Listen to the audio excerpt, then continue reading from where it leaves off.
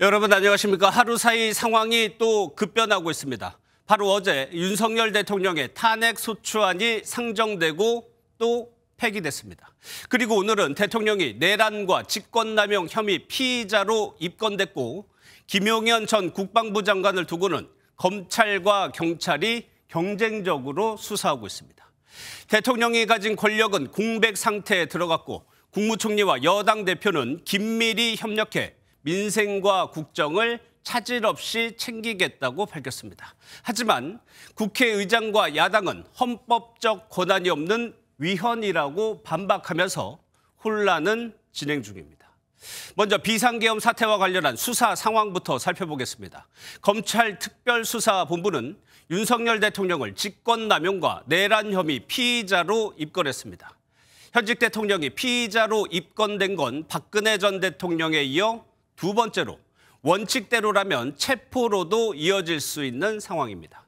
검찰은 국무원이 직권을 남용해 국헌문란을 목적으로 폭동을 일으켰다는 것이라고 사건의 사실관계를 설명했습니다. 오늘 첫 소식은 전민석 기자가 보도합니다. 검찰특별수사본부가 윤석열 대통령을 피의자로 입건했다고 밝혔습니다. 혐의는 직권남용과 내란입니다. 특수본은 12.3 비상계엄 사태와 관련된 고발장이 여러 접수된 데 따른 절차라고 설명했습니다. 내란 혐의는 원래 대통령에게 주어지는 불소추 특권이 적용되지 않는 예외 사항입니다.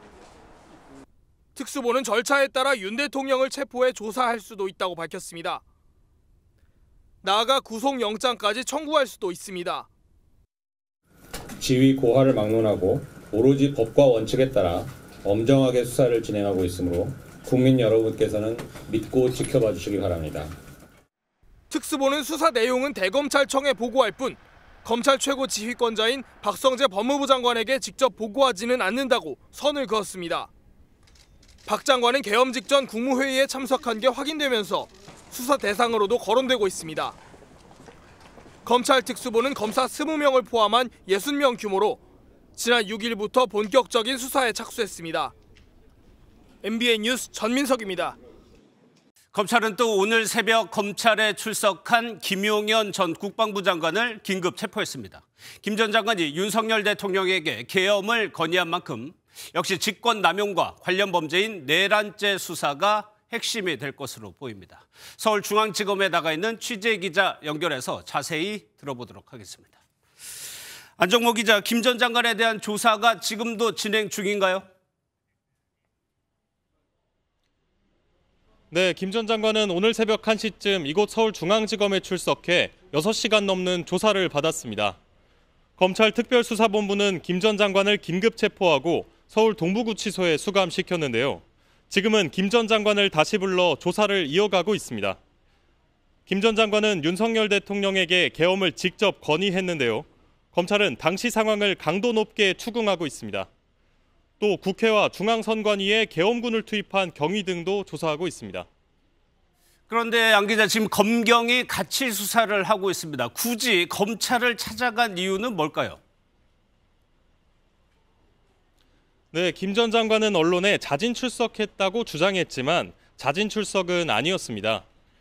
검찰이 김 전 장관에게 출석을 요구해왔는데 오늘에서야 소환에 응했기 때문입니다. 조사를 마친 검찰은 곧장 김 전 장관을 긴급 체포했는데요. 검찰 입장에서는 12.3 비상계엄 사태의 핵심 주동자 진술과 신병을 모두 확보한 셈입니다. 긴급 체포라고 하면 영장 없이 체포한 겁니다. 검찰이 그렇게 한 이유가 뭡니까? 김 전 장관의 혐의가 중대하고 증거인멸이 우려되기 때문입니다. 김 전 장관이 받고 있는 내란 혐의는 사형까지 가능한 중범죄인데요. 형사소송법상 피의자가 사형 또는 무기징역에 해당하는 죄를 저질렀다고 의심될 때 긴급 체포가 가능합니다. 또 검찰은 증거인멸 가능성도 고려한 걸로 보입니다. 김 전 장관은 검찰 출석 직전 자신이 사용하던 휴대전화를 교체한 것으로 전해졌습니다. 김 전 장관의 휴대전화는 계엄 선포 당시 누구에게 지시를 받고 또 누구에게 지시를 내렸는지가 담긴 핵심 물증이라서 긴급 체포의 배경이 된 걸로 보입니다. 그러면 앞으로 수사는 어떻게 진행됩니까? 네, 검찰은 일단 김 전 장관이 사용하던 휴대전화를 찾는 데 주력하고 있습니다. 또 김 전 장관은 최근 텔레그램 계정을 탈퇴했다가 다시 가입한 걸로 확인됐는데요. 이에 대해서도 캐물을 걸로 보입니다.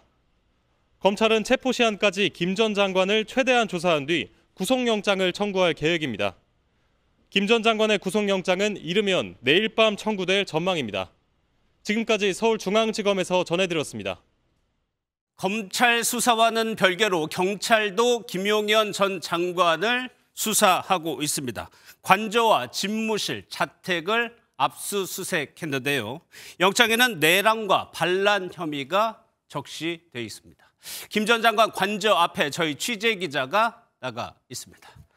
장덕진 기자, 먼저 경찰의 압수수색 소식부터 전해주시죠. 네, 저는 지금 서울 홍은동에 있는 김 전 장관 자택 앞에 나와 있습니다. 경찰은 오전 10시부터 이곳 자택과 공관, 집무실에 대한 압수수색을 진행했는데요. 이곳 자택은 압수수색이 8시간 정도 진행된 후에 모든 일정이 마무리됐습니다. 국방부 장관 공관 근처는 오전부터 경찰에 의해 통제돼 접근조차 할 수 없는 상황이었습니다. 이곳 자택 앞에서는 한때 압수수색 상황을 지켜보기 위해 취재진이 몰려 있었는데 지금은 압수수색이 끝나고 적막한 분위기가 이어지고 있습니다. 그런데 압수수색과는 별개로 김 전 장관의 통신 기록을 경찰이 확보했다면서요? 네, 경찰은 어제 저녁 7시쯤 김 전 장관에 대한 통신영장을 법원으로부터 발부받았습니다. 김 전 장관은 오늘 새벽 검찰에 출석하기 전 휴대전화를 바꾼 것으로 전해졌는데요. 출석 당시 소지한 휴대전화는 검찰이 압수한 상황에서 경찰은 김 전 장관의 통신 기록을 확보하고 있습니다. 김 전 장관에 대한 압수수색 영장에는 형법상 내란 혐의와 군 형법상 반란 혐의가 적시됐습니다. 경찰은 압수물과 통화 기록 등을 근거로 김 전 장관이 계엄 사태에 어떻게 개입하고 어떤 지시를 내렸는지 혐의 입증에 주력할 것으로 보입니다. 경찰은 수사 인력도 늘렸습니다. 네, 국수본은 중대범죄수사과와 범죄정보가 수사관 30명을 오늘부터 추가로 수사에 투입했습니다. 모두 150여 명 규모의 수사 조직이 된 건데요. 이에 따라 기존의 전담수사팀은 비상계엄 특별수사단으로 확대 운영됩니다. 인력을 보강한 수사단은 지난 6일 압수한 조지호 경찰청장과 김봉식 서울경찰청장의 휴대전화 등도 분석하고 있습니다. 비상계엄 당시 경찰이 국회를 통제한 정확한 경위 등을 살펴보기 위한 조치입니다. 지금까지 김 전 장관 자택 앞에서 전해드렸습니다. 그런데 검찰과 경찰이 한 사람을 이렇게 동시에 수사하는 것이 효율적일지 모르겠습니다. 고위공직자 범죄수사처가 경찰과 검찰 모두에게 이번 사건을 넘기라고 요청했습니다. 중복 수사 우려 때문입니다. 이 내용은 노승환 기자가 보도합니다. 공수처가 이번 비상계엄 사태를 수사하고 있는 검찰과 경찰에 사건 일체를 이첩하라, 즉 다 넘기라고 요청했습니다. 공수처는 중복 수사 우려를 없애고 수사의 신속성과 공정성을 확보하려는 차원이라고 설명했습니다. 내일 오전 브리핑을 열어 이 요청을 다시 한번 확인하겠다고 밝혔습니다. 사건을 넘기라는 요청은 사건 초기부터 나온 수사기관끼리의 중복 우려 때문입니다. 핵심 피의자인 김용현 전 국방부 장관만 해도 공관과 집무실 압수수색은 경찰이 하고 신병은 그의 자진 출두로 검찰이 확보하는 상황이 이미 벌어지고 있습니다. 이에 그치지 않고 경찰은 검찰의 합동수사 요청을 거부하기까지 했습니다. 2021년 검경 수사권 조정으로 검찰은 부패 경제범죄만 수사할 수 있기 때문에 내란죄는 경찰만 수사할 수 있다는 이유에서입니다. 경찰 국가수사본부는 수사 준칙에 따라 필요한 사안은 서로 협의하면 될 일이라고 선을 그었습니다.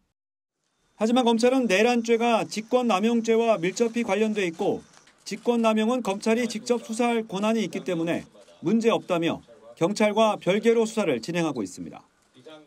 공수처법은 중복 수사 사항이 있을 때 사건을 넘기라 할 수 있고 해당 기관은 요청에 응하도록 규정하고 있습니다. MBN 뉴스 노승환입니다.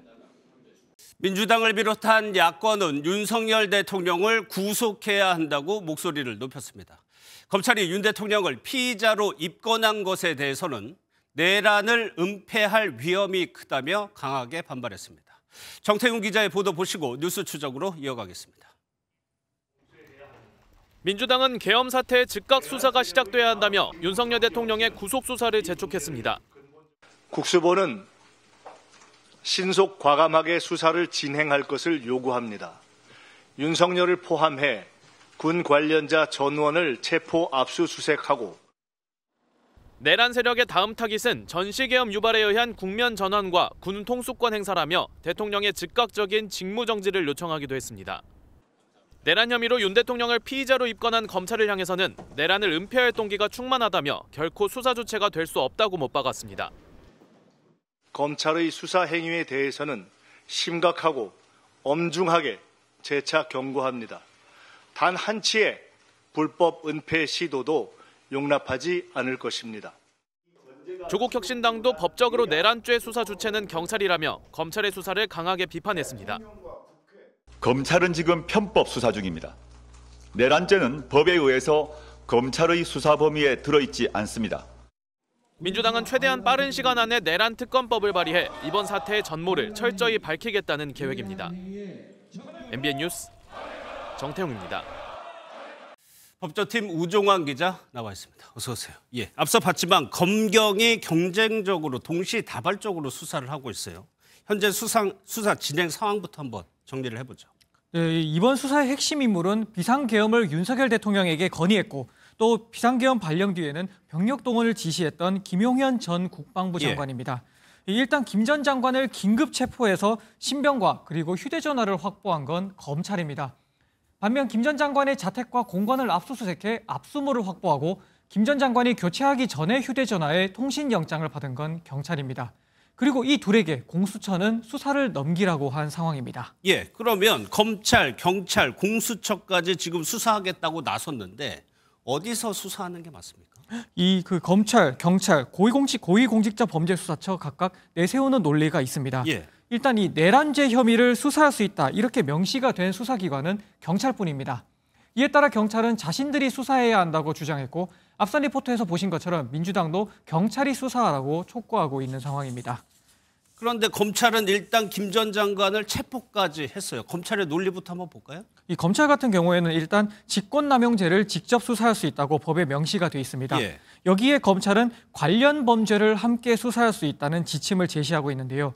즉 윤석열 대통령과 김 전 장관 등의 직권남용죄를 수사하면서 관련 범죄인 내란죄 혐의도 함께 들여다볼 수 있다는 입장입니다. 예, 그러면 공수처는 어떤 논리를 내세우고 있습니까? 이 공수처 같은 경우에는 기본적인 논리는 검찰과 비슷합니다. 예. 이 공수처 역시 직권남용죄 혐의를 직접 수사할 수 있고 관련 범죄를 함께 수사할 수 있다. 이렇게 공수처법에 적혀 있습니다. 이 공수처법에는 중복되는 수사를 공수처가 이첩하라고 요청할 경우에는 검경이 이에 응하도록 명시하고 있습니다. 또 공수처 수사 대상에는 대통령이 명시돼 있기도 합니다. 그러면 우 기자, 검찰이나 경찰이 수사를 멈추고 공수처에 넘겨야 되는 거 아니에요? 이게 법은 그렇게 돼 있는데요. 실제로 이첩이 될지는 이게 알 수가 없습니다. 이 검찰과 경찰 모두 법리 검토를 해보겠다 이렇게만 밝히고 있을 뿐이지 이첩하겠습니다 이렇게 답은 하지 않고 있습니다. 예. 이게 공수처법을 보면요, 이 수사 진행 정도나 공정성 논란 등에 비추어 이런 조건이 달려 있는데 이 검경이 이 조건에 맞지 않다 이러면서 이첩을 거부할 가능성도 있는 겁니다. 이게 저희가 만약 이첩이 거부되면 어떻게 할지 물었더니 예. 공수처 관계자는 아직 예상하고 있지 않은 상황이다 이렇게 답했습니다. 이게 내심 세 수사기관 모두 수사 주도권을 내주지 않으려고 보이지 않는 신경전을 벌이는 예. 모양새입니다. 그런데 이 세 개의 수사기관이 제각각 약점도 있잖아요. 네, 그렇습니다. 이 먼저 공수처 같은 경우에는요, 모든 수사 인력을 총동원하겠다 이렇게 밝히긴 했지만요, 그렇다 하더라도 수사 인력 규모가 검경에는 그렇죠. 못 미치는 상황입니다. 이 경찰 같은 경우에는 수장인 경찰청장이 수사 대상이고 검찰 역시 검찰총장을 지휘할 수 있는 법무부 장관이 또 수사를 받을 수 있다 이런 약점이 있습니다. 이 한 전직 사정기관 관계자는 이를 해결하려면 각 부처가 머리를 모아 모든 수사기관을 아우르는 합동수사본부를 만드는 게 해답이다. 이렇게 말했습니다. 예, 일단은 검찰이 좀 앞서 나가는 것 같긴 한데 오늘 검찰에서요, 윤석열 대통령 체포 가능하다고 얘기했습니다. 네, 맞습니다. 이 기자들이 오늘 박세현 검찰특별수사본부장의 브리핑에서 윤 대통령 체포가 가능하냐 이렇게 질문을 했습니다. 그러자 박 본부장은 지휘 고하를 막론하고 엄정하게 끝까지 수사할 것이다 이렇게 예. 말을 했죠. 이게 법리적으로는 가능하다고 볼 수 있는 게요, 이 현직 대통령에게 형사상 기소되지 않는 권리, 이른바 불소추 특권이 있긴 하지만 내란죄는 예외입니다.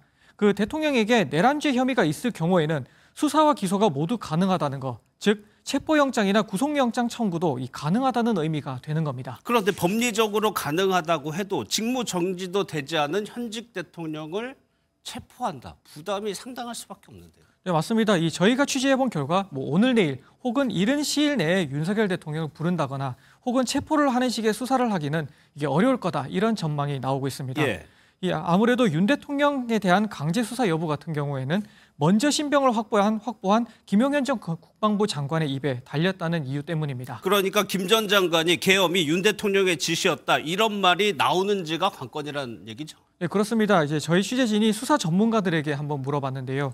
만약에 김 전 장관이요, 비상계엄 발령부터 국회 병력 개치 같은 행위들이 모두 대통령의 지시였다, 이런 식으로 지목한다면은 수사팀 입장에서는 대통령 신병을 확보해야 할 명분이 강해질 수 있다, 이렇게 보고 있습니다. 예. 반면에 김 전 장관이 모든 책임은 나에게 있다, 대통령의 책임은 없다, 이런 식의 진술을 한다면요, 대통령까지 향하는 수사가 난관에 부딪힐 가능성이 있다는 전망이 나오고 있습니다. 예, 설령 김 전 장관이 지목한다고 하더라도 현직 대통령을 강제 수사하는 거 가능할까요? 이게 결국에는 정치 상황을 고려할 수밖에 없다, 이게 타이밍을 보지 않겠느냐, 이런 전망도 나오고 있습니다.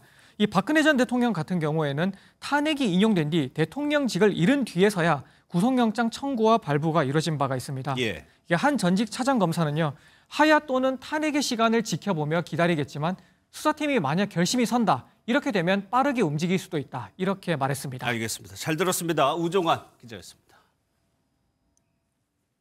윤석열 대통령의 탄핵안이 부결된 어제에 이어 오늘도 국회의사당 앞에는 촛불을 든 수많은 시민들이 모였습니다. 8년 전처럼 대통령의 탄핵을 요구하는 목소리가 들끓고 있는데요. 국회의사당 앞에 취재기자 연결하겠습니다. 최영규 기자, 오늘도 많은 시민분들이 참여했나요? 네, 입김이 절로 나올 정도로 체감온도 영하 1도에 달하는 쌀쌀한 날씨에도 많은 시민들이 이곳 국회의사당 앞을 찾았습니다. 조금 전 집회가 끝나서요, 지금은 집회에 참석한 시민들이 집으로 돌아가고 있는데요. 오후 3시에 시작한 집회에 참석한 시민들은 제가 있는 국회의사당역 5번 출구 앞에서부터 약 500m의 도로를 가득 메웠습니다. 주최 측이 추산한 인원은 10만여 명, 경찰의 비공식 추산으로는 13,000명이 모인 것으로 집계됐습니다. 어제에 이어 오늘도 윤 대통령의 탄핵과 구속수사를 요구하는 목소리가 국회 앞에서 울려 퍼졌는데요. 특히 입시를 앞둔 고3 수험생들이 집회에 참석한 모습도 찾아볼 수 있었습니다. 비상계엄을 선포하게 되고 많은 시민들이 불안에 떨기도 하고 좀 많이 국가가 혼란스러워하는 것 같아서 저희도 좀 보탬이 되고자 해서 시위에 참가하게 되었습니다. 네, 어제 집회는 주최 측 추산 100만 명의 인파가 몰리면서 5호선 여의도역과 9호선 국회의사당역이 한때 무정차 통과를 할 정도였는데요. 다행히 오늘은 국회의사당역부터 여의도공원 앞까지 의사당대로 일부 구간만 통제됐을 뿐 지하철 등 대중교통 운행에는 큰 문제가 없었습니다. 내일은 국회에서 박근혜 전 대통령의 탄핵안이 가결된 지 딱 8년째가 되는 날인데요. 주최 측은 내일부터 윤 대통령이 탄핵될 때까지 매일 저녁 7시 이곳 국회 앞에서 집회를 계속 이어간다는 계획입니다. 지금까지 국회의사당 앞에서 MBN 뉴스 최영규입니다. 오늘 오전 국민의힘 한동훈 대표와 한덕수 국무총리가 만나 대국민 담화를 발표했습니다. 이 자리에서도 한 대표는 윤 대통령이 직에서 물러나는 것이 국민 다수의 생각이라며 대통령의 조기 퇴진을 재차 압박했는데요. 윤 대통령도 거취 문제를 당에 일임하겠다고 약속한 만큼 조기 퇴진 과정에서 혼란은 없을 거라고도 강조했습니다. 먼저 조희로 기자입니다. 윤 대통령에 대한 탄핵 소추안 표결 하루 전 한동훈 국민의힘 대표는 공개적으로 윤 대통령의 직무 집행정지가 필요하다며 사실상 조기 퇴진을 요구한 바 있습니다. 대한민국과 국민을 지키기 위해서 윤석열 대통령의 조속한 직무 집행정지가 필요하다고 판단합니다. 오늘 한덕수 국무총리와의 공동 대국민 담화에서도 한 대표는 윤 대통령의 조기 퇴진을 재차 언급하며 압박에 나섰습니다. 윤석열 대통령이 남은 임기 동안 정상적인 국정 운영을 할 수 없으므로 직에서 물러나야 한다는 것이 국민 다수의 판단이라고 생각합니다. 그러면서 윤 대통령도 임기를 포함해 국정 안정 방안을 당에 일임하기로 약속한 만큼 질서 있는 조기 퇴진으로 혼란은 없을 거라고 언급했습니다. 한 대표는 또 지난 비상계엄 선포가 반헌법적인 행위였음을 다시 한번 강조했습니다. 그러면서도 2시간 30분 만에 국회가 계엄 해제 요구안을 의결한 덕에 반헌법적인 비상계엄이 합헌적인 방식으로 저지되었다고 밝혔습니다. 한 대표는 대통령 퇴진 전까지 국무총리와 매주 1회 이상 정례적으로 회동하며 국정 공백을 메우겠다고 덧붙였습니다. MBN 뉴스 조희로입니다. 한동훈 대표는 윤 대통령의 퇴진 전까지 대통령의 외교를 포함한 국정 관여는 없을 것이라고 못 박았습니다. 하지만 이런 대통령의 국정 참여 배제 방침에 친윤계는 반발하고 있습니다. 이어서 정태진 기자입니다. 한동훈 대표는 윤석열 대통령의 퇴진 전까지 국정에 차질이 없도록 하겠다며 윤 대통령의 국정 참여 배제 방침을 재확인했습니다. 퇴진 전이라도 대통령은 외교를 포함한 국정에 관여하지 않을 것입니다. 국민 여러분과 국제사회에서 우려하지 않으시게 하겠습니다. 한 대표의 이런 발언은 윤 대통령과 사전 상의는 없었던 것으로 전해진 가운데 한 대표 측 관계자는 MBN에 대통령의 국정 운영 실패가 되풀이되지 않도록 하는 최소한의 장치라고 밝혔습니다. 또 대통령의 탄핵과 퇴진을 요구하는 목소리가 큰 상황에서 주도권을 야당에 넘겨주지 않고 당이 전국 주도권을 쥐겠다는 것으로 풀이됩니다. 한 대표는 대통령에 대한 검찰 수사가 성역 없이 투명하게 이루어져야 한다고도 강조했습니다. 정부나 당이 대통령을 포함해서 누구라도 옹호하는 일은 없을 것입니다. 하지만 친윤계를 중심으로 반발이 터져나오고 있습니다. 한 친윤계 의원은 MBN과 통화에서 한동훈 대표가 대통령 놀이로 권력을 찬탈하려 한다. 한 대표가 사실상 권한대행을 하겠다는 것 아니냐고 비판했습니다. 대통령의 국정 관여 없다? 대통령이 지금 쫓겨났습니까? 탄핵당했습니까? 한동훈 대표 혼자만의 개인 의견이에요. 친한계 일각에서는 대통령의 조기 하야를 이끌어내야 한다는 구상도 거론되고 있습니다. 당내 계파 갈등과 혼란이 가중될 전망입니다. MBN 뉴스 정태진입니다. 오늘 담화문엔 이른바 책임 총리제 형태의 국정 운영 방안을 시사하는 듯한 내용도 담겼습니다. 한덕수 총리는 내일로 예정돼 있던 윤석열 대통령과의 주례 회동은 취소하면서 국무위원들을 소집해 외교, 안보, 경제 분야별 현안을 논의했습니다. 김세희 기자입니다.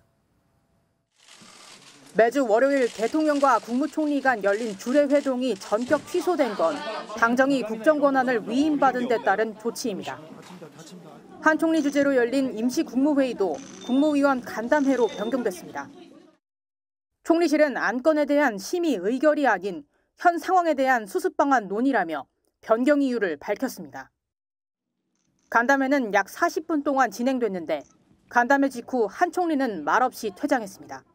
총리님, 오늘 간담회 결과 한 말씀만 부탁드리겠습니다. 간담회에서 책임 총리제 얘기도 좀 나왔나요?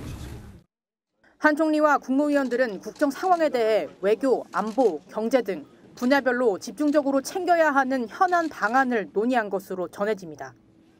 간담회에는 오세훈 서울시장도 참석했습니다. 국민들이 불편 없게 안정감 있게 각 부처에서 해야 될 일을 잘 챙기자 하는 취지의 당부 말씀 있으셨고요. 한 총리는 어떠한 경우에도 국가는 안정적으로 운영되어야 한다며 국정에 공백이 발생하지 않도록 강조한 것으로 알려졌습니다. MBN 뉴스 김세희입니다.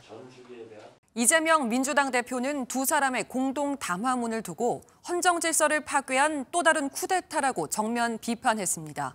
두 사람이 헌법상 국정을 운영할 근거가 없다는 건데 민주당은 한덕수 총리의 탄핵 가능성도 열어뒀습니다. 표선우 기자입니다. 한덕수, 한동훈 두 사람의 담화 이후 민주당 이재명 대표는 두 사람의 대안이 헌정 질서를 파괴한 또 다른 쿠데타라고 소리 높였습니다. 이 대표는 대통령이 유고되지 않은 상태에서 두 사람이 대통령 권한을 행사하는 건 위헌이라며 2차 내란 행위라고 쏘아붙였습니다. 또 다른 쿠데타 아닙니까?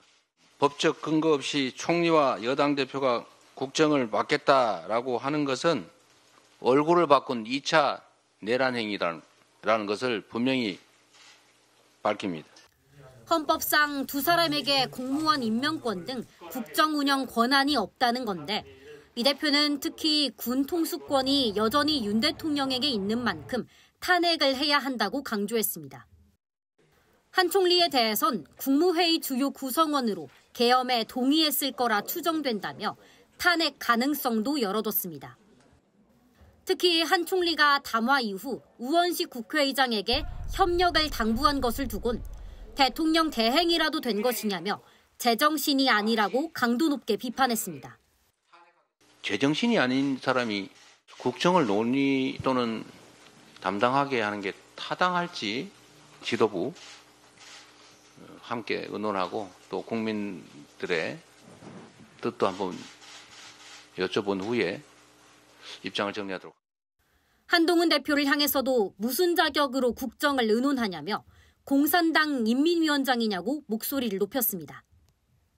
또 한 대표가 줄곧 주장하는 대통령의 질서 있는 조기 퇴진은 수준 낮은 말장난이라며 즉각 사퇴 혹은 탄핵만이 유일한 길이라고 선을 그었습니다. MBN 뉴스 표선우입니다. 우원식 국회의장도 대통령의 권한을 총리와 여당이 공동 행사하는 건 명백한 위헌이라고 지적했습니다. 그러면서 사태 해결을 위해 여야 회담을 제안했습니다. 강진우 기자입니다. 우원식 국회의장은 긴급 기자회견을 열고 한동훈 대표와 한덕수 총리의 담화문에 대해 국민과 헌법을 무시했다며 맹비난했습니다. 특히 질서 있는 퇴진이나 국정 운영 방식을 논의한 것 자체가 명백한 위헌이라고 주장했습니다. 탄핵 절차 없이 대통령을 퇴진시킬 수 없고 그 권한 역시 함부로 나눠 가질 수 없다는 겁니다.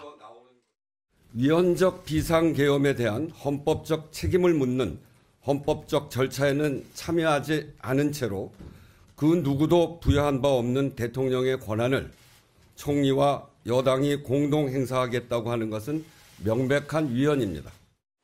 또 헌법에 없는 행위로 국민의 동의를 구할 수 없다며 이런 행위는 즉각 중단하라고 경고했습니다. 공동 담화 발표 등을 통해 위헌적 행위가 마치 정당한 일인 것처럼 국민을 호도하는 것은 국민 주권과 헌법을 무시하는 매우 오만한 일입니다. 그러면서 대통령의 직무를 즉각 중단시키고 현재의 불안정한 국가적 사태의 해결을 위한 여야 회담을 제안했습니다. MBN 뉴스 강진우입니다. 민주당의 지적대로 이 책임 총리제 형식의 국정 운영은 헌법상의 문제가 없는 걸까요? 책임 총리제는 무엇이고 또 실제로 가능한 건지 강재묵 기자가 따져봤습니다. 한동훈 국민의힘 대표는 윤 대통령의 질서 있는 퇴진을 꾀하겠다며 사실상 책임 총리제를 염두에 두는 발언을 내놨습니다. 대통령의 퇴진 전까지 국무총리가 당과 긴밀히 협의하여 민생과 국정 차질 없이 챙길 것입니다. 책임 총리제는 대통령에 집중된 권한을 위임함으로써 국무총리가 내각에 실질적인 권한을 행사하는 것을 의미합니다. 헌법 87조에 따른 국무위원 제청권과 강요해임 건의권을 강화해 윤 대통령의 권한을 줄이겠다는 셈법입니다. 과거에는 노무현 정부 당시 이해찬 전 총리가 책임 총리제에 근접한 역할을 수행했다는 평가를 받은 바 있습니다. 하지만 당시에는 노무현 전 대통령의 탄핵안이 가결돼 직무가 정지됐다는 점에서 지금과 다릅니다. 전문가들은 책임 총리제가 법률에는 없는 정치적 수사로서의 의미가 크다고 분석했습니다. 우리나라 헌법화에서는 가능한 얘기가 아니지. 오히려 책임 총리제니 질서 있는 퇴진, 정치적 의미에서의 수사이지 헌법상은 책임 총리제라는 말도 없고. 현직 대통령의 이선 후퇴 또한 사실상 불가능하다는 분석도 나옵니다. 헌법상에는 대통령에게만 국민의 정당성을 부여한 중요한 권한들이 있어요. 그건 위임도 하면 안 됩니다. 불가능해요. 법적 근거가 희박하다는 지적이 이어지는 가운데 민주당도 집중 비난에 나서면서 책임 총리제 운영에 대한 부담은 더욱 커지게 됐습니다. MBN 뉴스 강재묵입니다. 여기서 중요하게 살펴볼 문제가 하나 더 있습니다. 바로 군 통수권인데요. 현재는 윤석열 대통령에게 있습니다. 만약 지금 당장 이 혼란을 틈타 북한이 도발을 하거나 더 크게는 전쟁이 나면 어떻게 되는 걸까요? 이승민 기자입니다. 국군 통수권은 헌법 제74조에 따라 대통령에게 있습니다. 국정 운영을 일임하겠다고 밝혔더라도 통수권은 여전히 윤 대통령에게 있는 겁니다. 한동훈 대표가 대통령이 국정에서 물러날 것이라고 발표하면서도 국방에 대한 언급이 없는 것도 이 때문인 것으로 풀이됩니다. 지금은 대북 상황이 발생하면 국방장관 대행을 맡은 김선호 차관이 지휘하지만 김 차관 역시 군 통수권자의 지휘를 받아야 합니다. 무엇보다 군 통수권을 행사할 수 없습니다. 당장이라도 전시 상황이 생기면 대통령 외에는 누구도 군 통수권을 행사할 수 없습니다.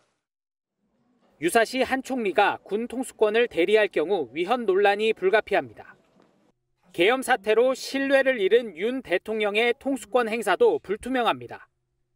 국방부는 일단 정부 조직법에 따라 장관 직무대행이 군정권과 군령권을 갖고 안보 공백을 메운다는 방침입니다.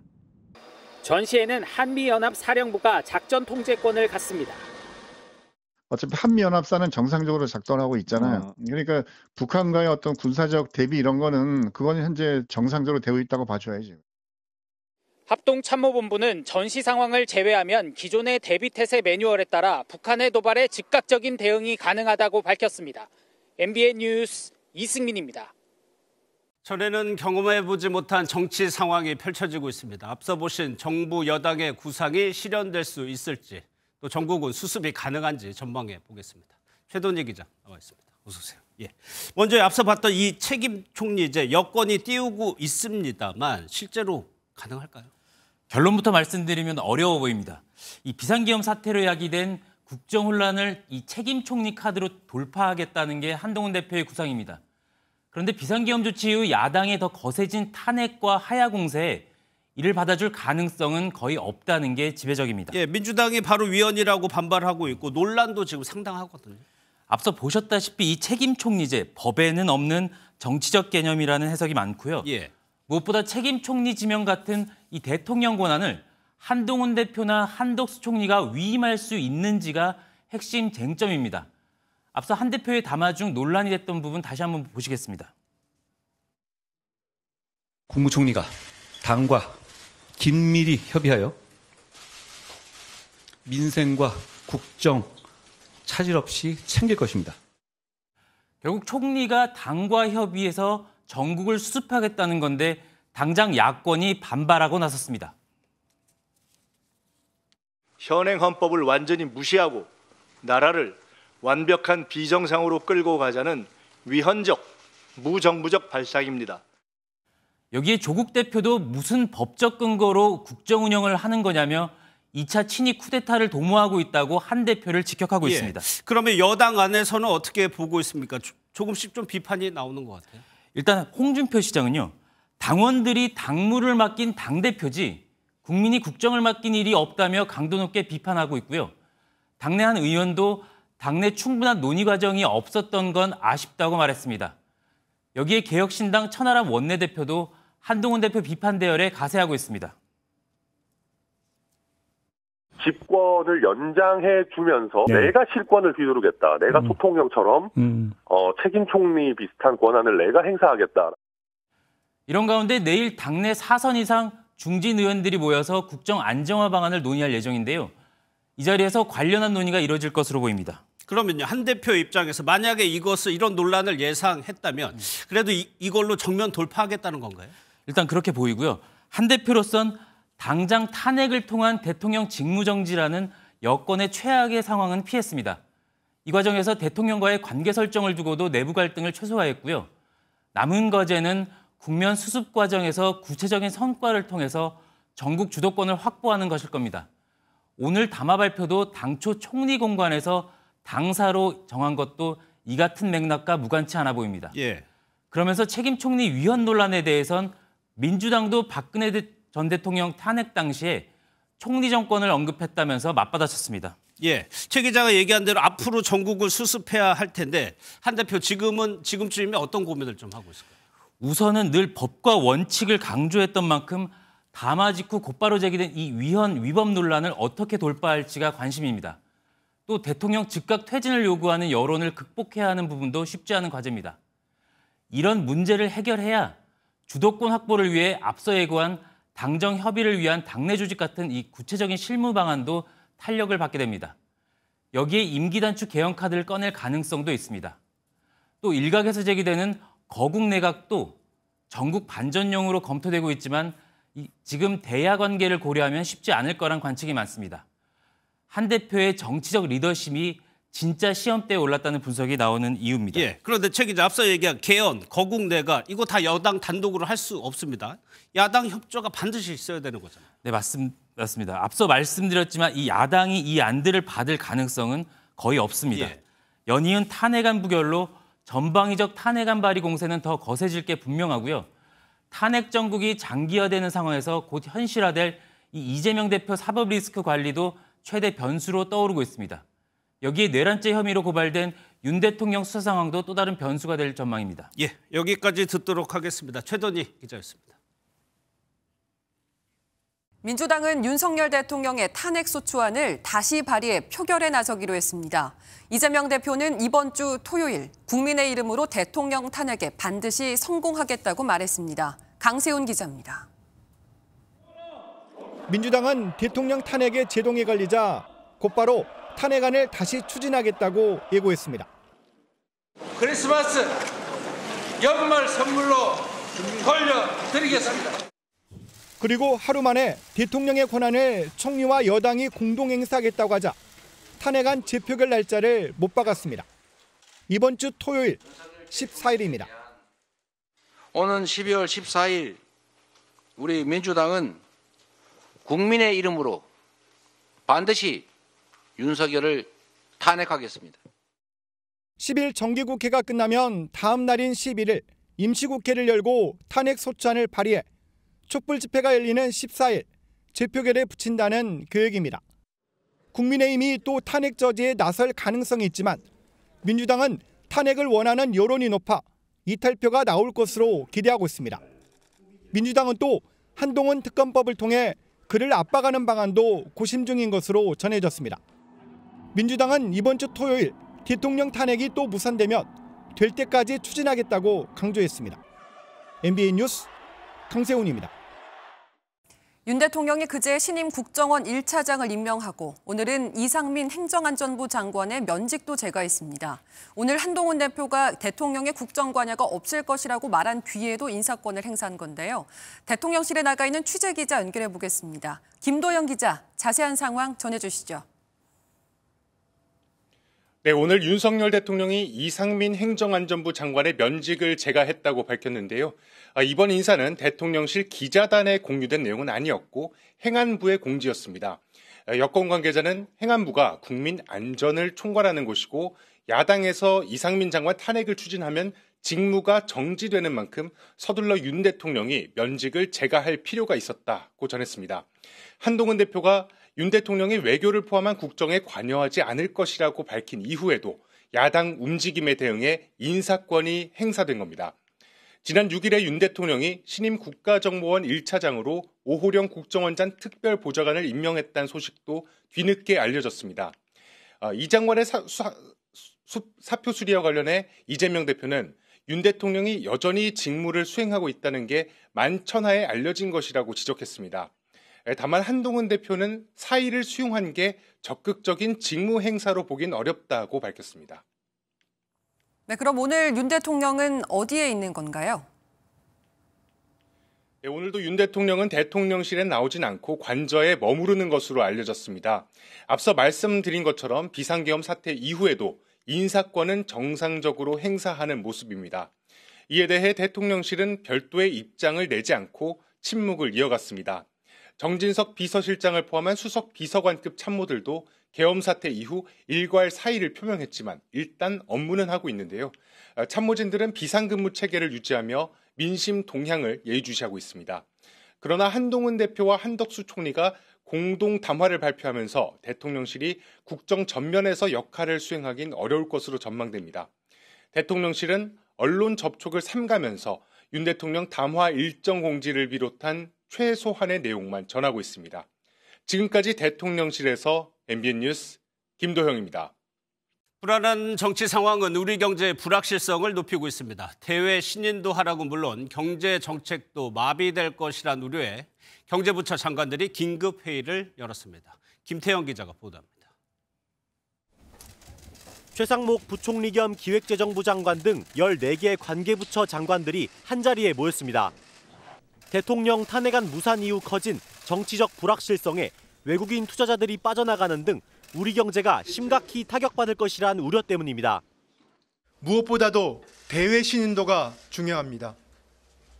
어떠한 상황이 오더라도 대외 신인도에 한치의 흔들림이 없도록 확고하게 지키겠습니다. 정부는 국제신용평가사들과 만나고 국제금융협력대사를 국제기구에 파견해 국내 경제 상황과 정부의 대응을 알리겠다는 계획입니다. 최 부총리는 미국 신정부 출범이 코앞으로 다가온 만큼 산업 경쟁력 강화를 위한 골든타임을 강조하기도 했습니다. 지난달 발표한 반도체 생태계 경쟁력 강화 방안처럼 조선업과 항공해운업 등도 지원책을 마련해 대외 불확실성에 대응하겠다는 겁니다. 혼란스러운 전국에 추진 중인 금투세 폐지나 반도체 특별법 등 경제 정책도 동력이 상실될까 최 부총리는 국회에 협조를 요청했습니다. 경제 문제만큼은 여야 관계없이 조속히 처리해 주실 것을 간곡히 호소드립니다. 최 부총리는 우리 경제는 과거 더 어려운 상황도 극복했다며 국민과 기업이 평소처럼 경제활동을 해달라고 당부했습니다. MBN 뉴스 김태형입니다. 해외에서는 이번 사태가 한국 경제에 미치는 영향을 예의주시하고 있습니다. 리스크는 시간이 갈수록 진정될 것이다. 아니다. 장기화할 것이다. 전망이 엇갈리고 있습니다. 이어서 신용수 기자입니다. 윤석열 대통령 계엄 사태 이후 정부와 여당의 최우선 과제는 국정수습, 특히 혼란에 빠진 경제 안정화를 전면에 내세웠습니다. 비상경제 대응 체계를 강화하여 금융, 외환 시장의 위험 요인을 면밀히 점검하고 신속하게 대응하겠습니다. 실제로 해외에선 이번 사태가 빚은 불안정성이 한국 경제에 큰 영향을 미칠 것이라는 분석이 나오고 있습니다. 포브스는 윤 대통령이 코리아 디스카운트 주장이 옳다는 걸 보여줬다고 평했고, 뱅크 오브 아메리카는 원화 가치 급락 가능성을 전망했습니다. 다만 향후 경제 상황에 대해선 전문가들의 예측이 엇갈렸습니다. 월요일까지는 좀 불안정할 수는 있지만 조금씩 벗어나는 모습으로 생각이 될 것 같고요. 외환 시장이 먼저 이제 반응할 거고, 그래서 상당히 좀 어려운 국면으로 정치인들이 한국 경제를 끌고 들어갔다. 실제로 원화 가치가 하락하면 반도체, 자동차 등 일부 수출 기업은 단기적으로 가격 경쟁력 면에서 유리해지지만 원자재를 수입하는 철강 등 제조기업 대부분은 수익성 악화가 우려됩니다. 탄핵 표결 전날 한때 장중 코스피 지수 2,400선이 무너졌을 만큼 증시도 혼선을 빚어 돌아오는 첫 개장일과 그 이후 흐름이 나침반이 될 전망입니다. MBN 뉴스 신용수입니다. 여야의 극한 대치가 이어지고 있지만 내년 예산안 처리는 빼놓을 수 없는 중요한 사안입니다. 오늘 한덕수 총리는 예산안 처리에 조속한 처리를 요청했고, 이재명 대표는 정기국회 마지막 날인 10일 예산안 처리를 언급했습니다. 민주당은 또 탄핵 없이는 예산안 합의도 없다며 여당을 압박했습니다. 이 소식은 정혜린 기자가 전합니다. 한덕수 국무총리는 비상계엄 사태가 일어난 지 닷새 만에 대국민 담화를 통해 내년도 예산안 통과를 강조했습니다. 비상시에도 국정이 정상적으로 운영되기 위해서는 정부가 제출한 예산안과 그 부수 법안의 통과가 무엇보다 필요합니다. 이에 대해 이재명 민주당 대표는 정기국회 마지막 날인 10일까지 최대한 빨리 예산안 처리를 하는 게 바람직하다고 답했습니다. 한덕수 총리가 오늘 그 민주당의 예산안에 대해서도 조속한 처리를 부탁했는데 계획 어떻게 돼요? 10일까지는 처리하는 게 바람직할 것 같아요. 지금 변화된 상황을 반영해서 좀 추가 삭감 조치가 필요할 것 같습니다. 당초 민주당이 정부 안에서 4조 1천억 원을 삭감한 단독 감액 예산안을 국회 예산결산특별위원회에서 처리한 후 우원식 국회의장은 감액 예산안을 본회의에 올리지 않고 정기국회가 끝나는 오는 10일까지 여야가 합의할 것을 주문한 상태였습니다. 하지만 비상계엄 사태가 터지며 예산 협상이 중단된 가운데 여야 합의가 불발될 경우 임시국회에서 야당 단독 감액안이 처리될 가능성도 있습니다. 일각에선 연말까지 예산안이 처리되지 못하는 상황이 벌어지면 전년도에 준해 편성하는 준예산의 가능성까지 거론되고 있습니다. MBN 뉴스 정예린입니다. 어젯밤 윤석열 대통령의 탄핵 소추안 표결 과정도 살펴보겠습니다. 국민의힘 당론은 부결이었고 투표를 하지 않는 것이었죠. 하지만 안철수, 김예지, 김상욱 이렇게 3명의 여당 의원들이 투표장에 나왔습니다. 김상욱 의원은 반대표를 던졌다고 했지만 다음번 표결에서는 바뀔 가능성이 높습니다. 이기종 기자입니다. 어제 저녁 본회의장. 탄핵안 표결이 시작되고 30여 분이 지난 6시 50분쯤 국민의힘 김상욱 의원이 본회의장에 나타납니다. 박수가 터져나오고 야당 의원들의 격려 속에 투표를 마칩니다. 야당 의원들은 김 의원을 찾아가 악수를 청합니다. 그런데 김 의원이 당연히 찬성표를 던졌을 거란 야당 의원들의 기대와는 다른 인터뷰가 나오자 저는 윤석열 대통령이 대통령의 자격이 없다고 생각합니다. 하지만 아직 당에 소속돼 있는 몸이기 때문에 당론에 따라 이번 탄핵안에는 동의하지 않았습니다. 주변에 몰려들었던 야당 의원들은 곧바로 자리를 떠났습니다. 하지만 김 의원은 오늘 다음번 표결 전에 명시적 조기 하야 등의 조치가 없으면 찬성표를 던지겠다고 밝혔습니다. 안철수 의원은 본회의장에 홀로 남아 찬성표를 던졌습니다. 납득할 수 있는 국민들이 얼마나 계시겠습니까? 제가 약속드린 대로 국민의 뜻에 따라서 투표했습니다. 계엄 선포 당시 페이스북에 국회 담을 넘지 못한 암담한 심경을 밝혔던 김혜지 의원도 표결에 참석했습니다. 김 의원은 투표 뒤 별도의 입장 없이 자리를 떠났는데 앞서 의총에서 탄핵 가결 뜻을 밝혀 찬성표를 던졌을 가능성이 큽니다. 당론 부결 하루 만에 이탈표가 적어도 3표가 된 셈인데 여당은 비상이 걸렸습니다. MBN 뉴스 이기종입니다. 또 국회 곳곳에서는 호소와 격한 항의도 이어졌습니다.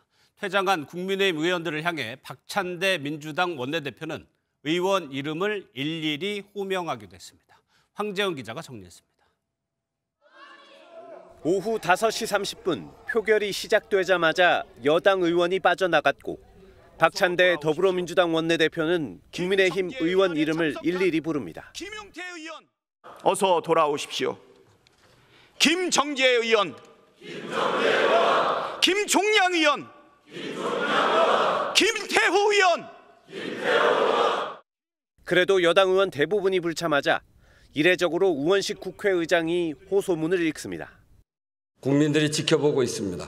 투표 불성립이라고 하는 부끄러운 역사를 만들지 않도록 꼭 투표에 참여해 주시기 바랍니다. 같은 시각 국민의힘 의원들은 같은 국회 본청의 의원총회장에 모여 있었습니다. 물리력으로 표결을 막고 있다라는 표현까지 쓰시는데 상식적으로 있을 수 없는 일입니다. 그러자 이번엔 민주당 의원들이 의총장으로 달려갔습니다. 이 과정에서 진입을 막는 국민의힘 관계자와 일부 몸싸움도 일어났습니다. 투표해! 투표해! 투표해! 밤 9시 25분쯤 탄핵 소추안이 의결 종족수 부족으로 표결이 무산됐고 여당 의원들은 의원총회장을 빠져나왔습니다. 이때도 국회 본청 입구까지 야당 측의 거센 항의가 이어졌습니다. MBN 뉴스 황재원입니다. 미국 정부가 윤석열 대통령에 대한 탄핵안 표결이 무산된 것에 대해 민주적 절차가 제대로 작동하는 것이 중요하다는 입장을 내놨습니다. 미국 전략국제문제연구소 빅터차 한국석좌는 한국 민주주의가 불확실성에 빠졌다며 2차 계엄 선포 때는 미국도 대응할 것이라고 경고했습니다. 김태희 기자입니다. 미국 정부는 한국의 민주적 제도와 절차가 헌법에 따라 온전하게 제대로 작동할 것을 촉구한다고 강조했습니다. 윤석열 대통령의 탄핵안 표결이 무산된 이후 처음으로 내놓은 미국 정부의 반응입니다. 평화롭게 시위할 권리가 존중돼야 한다면서 한국 정부가 시위를 강경 진압해선 안 된다는 점을 부각했습니다. 한미연합 방위태세는 여전히 굳건하다며 북한의 오판을 경계하기도 했습니다. 미국 전략국제문제연구소 CSIS는 한국 민주주의가 불확실성에 빠졌다며 윤 대통령의 2차 계엄 선포 가능성을 우려했습니다. CSIS의 빅터차 한국 석좌는 영국 파이낸셜 타임스 기고문에서 두 번째 계엄 때는 한국 대통령에 대한 워싱턴 입장을 강요하게 될 것이라고 미국의 대응을 시사했습니다. 지도자로 윤 대통령의 퇴진은 거의 확실하다고도 덧붙였습니다. 미국 언론도 일제히 계엄 이후 탄핵안 표결이 무산됐다고 보도하면서 한국의 정치적 혼란은 더 길어질 거라 전망했습니다. MBN 뉴스 김태희입니다. 오늘 아침은 올겨울 들어서 가장 추웠습니다. 내일부터는 기온이 소폭 오르겠지만 그래도 아침까지는 여전히 춥겠는데요. 내일 서울 아침 기온이 영하 3도, 파주가 영하 7도, 대관령은 영하 10도까지 떨어지겠습니다. 대기는 여전히 건조합니다. 강원 영동에는 건조경보가, 그 밖에 동해안을 따라서는 건조주의보가 발효 중입니다. 불씨 관리 잘해주셔야겠습니다. 오늘 전국 대부분 지역에서 바람이 초속 15m 안팎으로 강하게 불겠고요. 당분간 동해안으로는 너울성 파도가 높게 밀려들겠습니다. 자세한 지역별 내일 기온입니다. 중부지방은 대체로 영하권으로 출발하겠고 한낮에 서울과 춘천이 영상 4도까지 오르겠습니다. 남부지방도 대구가 영하 2도, 전주는 영하 1도로 출발해서 한낮에는 10도를 조금씩 밑도는 곳이 많겠습니다. 이번 주는 곳곳에 비나 눈 소식이 잦을 전망입니다. 내셨습니다.